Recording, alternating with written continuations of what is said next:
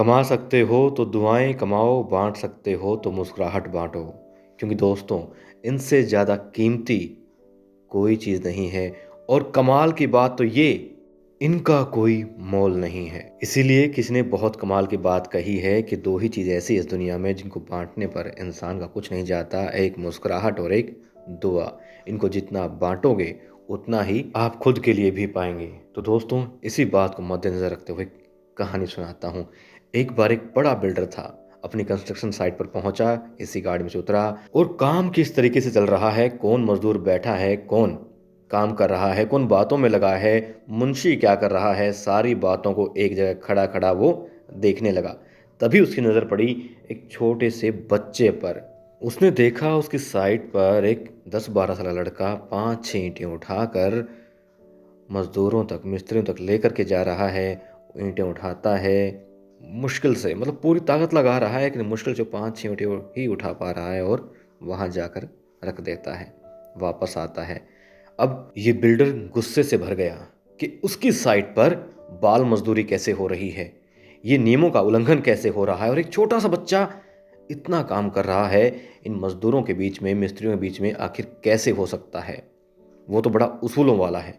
अब उसने उस बच्चे को पकड़ा, गुस्से में था लेकिन जुबान पर काबू रखा। उसे हाथ पकड़कर एक तरफ ले गया और बोला, ये बता, तू यहाँ कब से आ रहा है, कैसे आ रहा है, किसने तुझे भेजा है, क्यों काम कर रहा है यहाँ पर? क्या तेरा बापू यहाँ पर है, तेरी माँ यहाँ पर काम करती है, उनके साथ काम करने आया है, किसने तुझे कहा है, बता। अब बच्चा रुआंसा हो गया, डर गया। इसने भी अब थोड़ा खुद पर और काबू किया और प्यार से पूछा, बेटा बता, तेरा बापू यहाँ काम करता है, उनके साथ काम करने के लिए आया है? उसने कहा कि नहीं। तो तेरी माँ यहाँ काम कर रही है? उसने फिर मना कर दिया। उसने कहा, फिर क्या बात है, यहाँ क्यों काम कर रहा है, किसने तुझे बताया कि यहाँ काम मिल जाएगा, और क्यों कर रहा है, बता तो सही, मैं कुछ नहीं कहूँगा। उसने कहा, मेरा हाथ छोड़ दीजिए बाबूजी, मुझे काम करना है, मजदूरी चाहिए।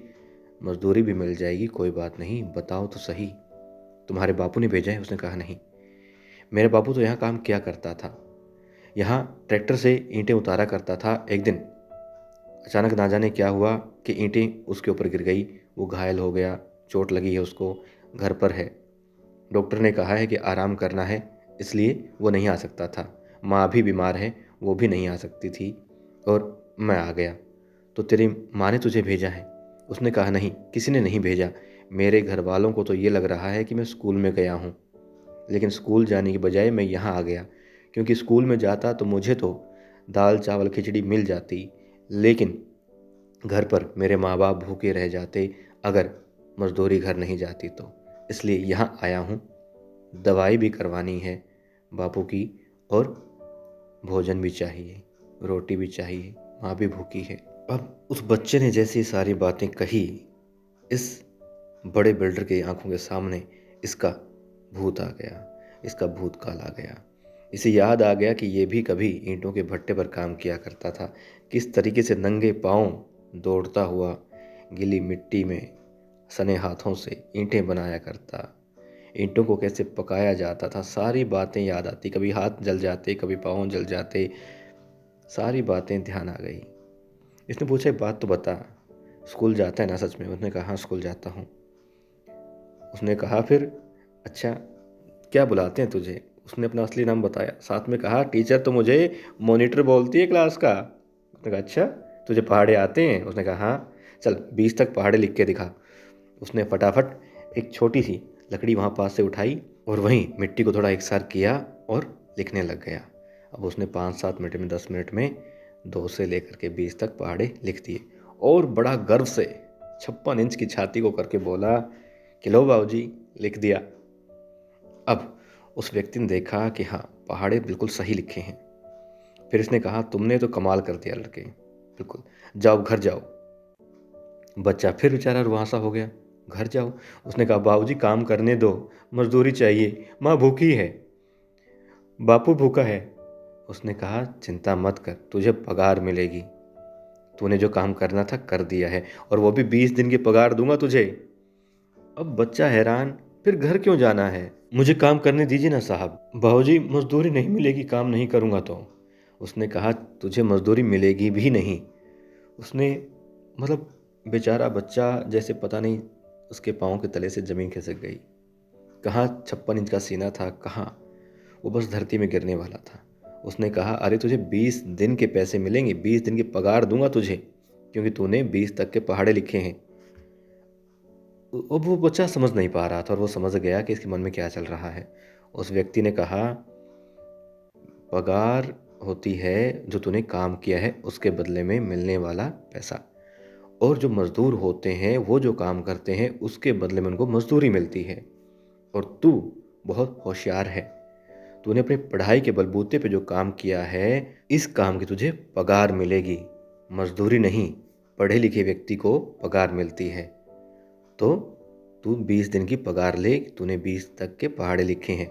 फटाफट फिर उसने मुंशी जी को बुलाया और पहले डांट लगाई कि एक बच्चा काम कर रहा है, तुम्हें शर्म नहीं आती। सारा समझा दिया मुंशी को बड़े अच्छे सख्त लहजे में कि दोबारा ऐसा नहीं होना चाहिए।